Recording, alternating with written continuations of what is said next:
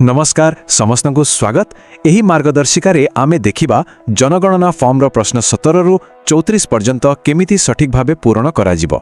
Field रे काम करुथिबा आम गणनाकारी मानक पई एहा एक विस्तृत एवं सहज गाइड हेबो। तेबे आउ डेरी न करी चलंतु आरंभ करिबा। एही गाइड रे दिया जाइथिबा निर्देश गुडी को मानिले आमे सठिक एवं सुसंगत तथ्य संग्रह करि परिबा, जहा एक भलो जनगणना पई सबुठु गुरुत्वपूर्ण। तेबे आमे प्रथमे आरंभ करिबा पानीय जल आउ आलोक संबंधी प्रश्नरू। एगुड़िक गोटे परिवार मौलिक सुविधा विषय में आमको सूचना दे थाए। चलंतु प्रश्न 17 रु आरंभ करिबा। एठी गोटे बहुत गुरुत्वपूर्ण कथा मने रखिबाकु हेबो। एठी केवल पीबा पानी कथा पचरा जाउची, घरर अन्य कामरे व्यवहार हेउथिबा पानी विषय रे नुहे।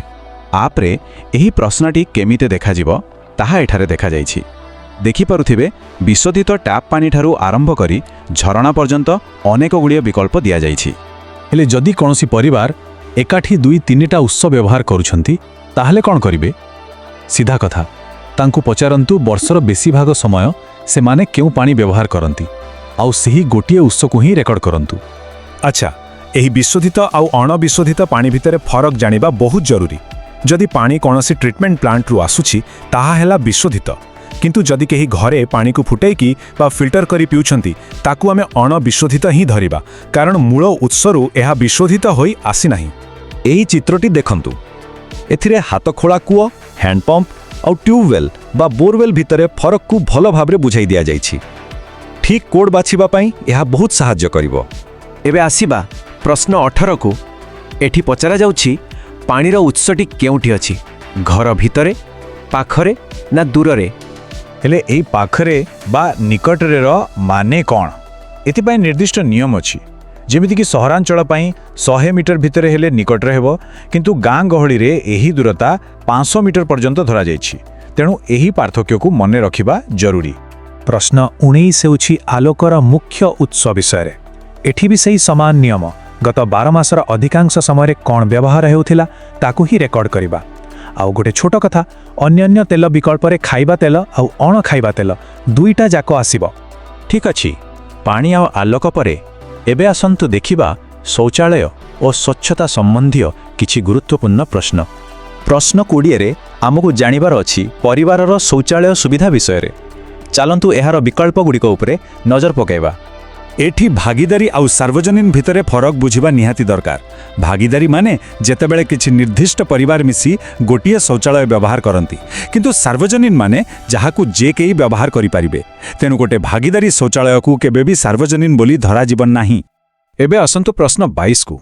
एटा हेउछि घरर वर्ज्य जल, माने रोसई घर गाधुआ घरर पानी कुआडे जाउछि से विषय रे।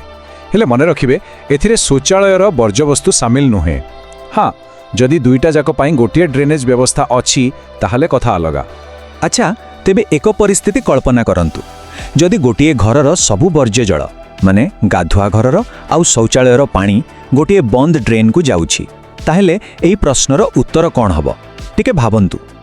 ठीक भाबिछंती। उत्तर हेबो कोड 1 बंद ड्रेनेज। कारण जितेबळे गोटिए साधारण व्यवस्था थाए आमे ड्रेनेजर प्रकार को ही प्राधान्य देई थाउ। भलो कथा। एबे आमे आगो को बढ़िबा एवं रोसई घर और इंधन विषय रे देखिबा। एथिरे मुख्यतः दुईटी कथा पचरा जिवो। प्रश्न 24टी टिके अलगा, कारण एथिरे दुईटी जिनिस एका संगरे पचरा जाइछि। प्रथमे सेमाने केउठी रांधुछंती, अलगा रोसई घरे ना घर भितरे कोउठी ना पूरा बाहरे। तापरे द्वितीय भागरे पचारिबे तांकर एलपीजी बा पीएनजी गैस संजमा अछि कि नाही। एही दुईटी उत्तर को देखि ही आमको ठीक कोड बाछिबाकू पड़िबो। आउ गुटे कथा, जदि 2-3टा परिवार मिसी गोटिए रोसई घर व्यवहार करूछंती ताहेले सही सबु परिवार पई रोसई घर उपलब्ध अछि बोली धरा जिवो। बहुत बढ़िया। एबे चलंतु घरोई संपत्ति विभाग को जिबा। एहा प्रश्न 26 रु 32 पर्यंत अछि। एगुड़िक टिके शीघ्र शीघ्र पचरा जाई पारिबा। हेले एही प्रश्न गुड़िक पचारिबा आगरु किछि साधारण नियम मने रखिबा। प्रथम कथा, जो जिनिस विषय पचरा जाउछि ताहा चालुथिबा अवस्था रे थिबा दरकार। द्वितीय रे सेमाने तार मालिक हेबा जरूरी नुहे, केवल व्यवहार करुथिले भी चलिबो। एमिति कि ऑफिस रु मिलिथिबा जिनिस भी एथरे गणा हबो। आउ शेषरे केतोटा जिनिस अछि ताहा नुहे, केवल अछि कि नाही, हां किंबा ना सेतिकी ही रेकॉर्ड करिबा। एई देखंतु ଏହି ସ୍କ୍ରିନ୍ଗୁଡ଼ିକ ଦେଖିଲେ ଜଣାପଡ଼ୁଛି ଯେ ପ୍ରଶ୍ନଗୁଡ଼ିକ କେମିତି ଆସିବ। ରେଡିଓ, ଟିଭିଠାରୁ ଆରମ୍ଭ କରି ଇଣ୍ଟରନେଟ୍, କମ୍ପ୍ୟୁଟର, ଫୋନ୍, ଗାଡ଼ି ମୋଟର ପର୍ଯ୍ୟନ୍ତ ସବୁ ବିଷୟରେ ପଚରାଯିବ ଆଉ ପ୍ରତିଟି ପାଇଁ ଠିକ୍ କୋଡ୍ ଦେବାକୁ ହେବ। ବର୍ତ୍ତମାନ ଆମେ ଏକଦମ ଶେଷ ପର୍ଯ୍ୟାୟରେ ଆଉ ମାତ୍ର 2ଟି ପ୍ରଶ୍ନ ବାକି ଅଛି।